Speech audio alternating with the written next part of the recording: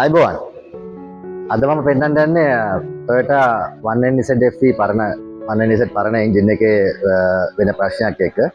ඇත්තට මේකේ හැමෝම දන්නවා මේක 240 Allion 121 ඒ වගේ වාහන ගොඩකට ආපු එන්ජින් එක 2NZ ඉත් ආවා මේකේ.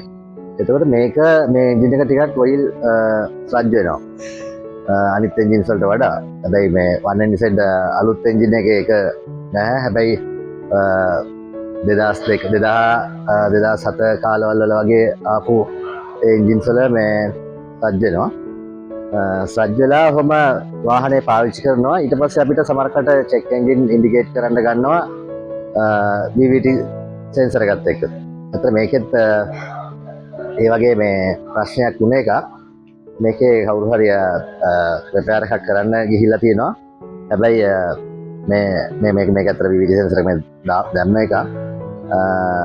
මේකෙදී මේ පැත්ත හොට්ලාට එන්ජින් එකේ ඇතුලේ සජ් වුණාට පස්සේ මේක මෙහෙම බදනවා. බදලා මේ සජ් එකත් එක්ක මේක අපිට ගලව ගන්න ඕන නම් මෙහෙම ඇදලා ගන්න තියෙන ඒක ගන්න බැරුව වෙනවා. මේක මේ හැදිලා තියෙන හැටියට මේක ලොකු හයියක් නැහැ. සමහරට මෙහෙ සජ් වෙලා තිබුණා මෙතනින් කැඩෙනවා. කැඩිලා ඊළඟට ඒක VVT සෙන්සර් එක මාරු කරන්න හරි මේක සුද්ධ කරලා ක්ලීන් කරන්න හරි දාගත්තාම ඇත්තටම රිපෙයාර් අලුත් වැඩියා කරන්න තමයි ටිකක් ඕකට මේ අමාරුයි වැටෙන්නේ. කෑල්ලක් ඇතුලේ කැඩුනොත් ඊළඟට එහෙම දෙයක් වුණොත් මේක හරි අමාරුයි ගන්න. අතර මේ වාහනේත් එන්ජින් හෙඩ් එකේ ඒක ඩැමේජ් වෙලා තියෙන්නේ.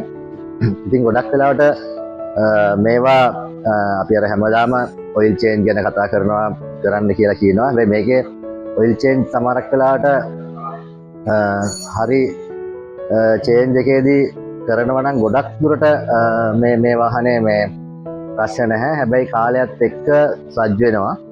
එතකොට අපි ඒක ක්ලීන් කරගන්න ඕනේ.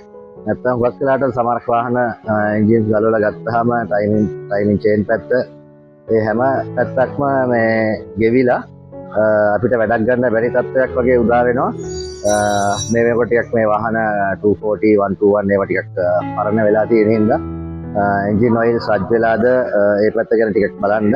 මොකද මේ VVT සෙන්සර් එකත් එක්ක ආවම ගොඩක් වාහනේ පර්ෆෝමන්ස් ඒ පැත්ත සෑහෙන වෙනස් වෙනවා. ලොකු දෙයක් කරන උපාංගයක් මේක. හරියට තියෙනවා නම් ගැටලුවක් නැහැ. හුඟක් වෙලාවට සජ්ජුන ගමන්ම සජ් වෙලා දුවන ගමන් මේක ගැටලු වෙන හින්දා මම මේ කිව්වේ 121 240 ඔය ආරිස් බෙල්ට් වලත් මේ ඉෂුව එක එනවා.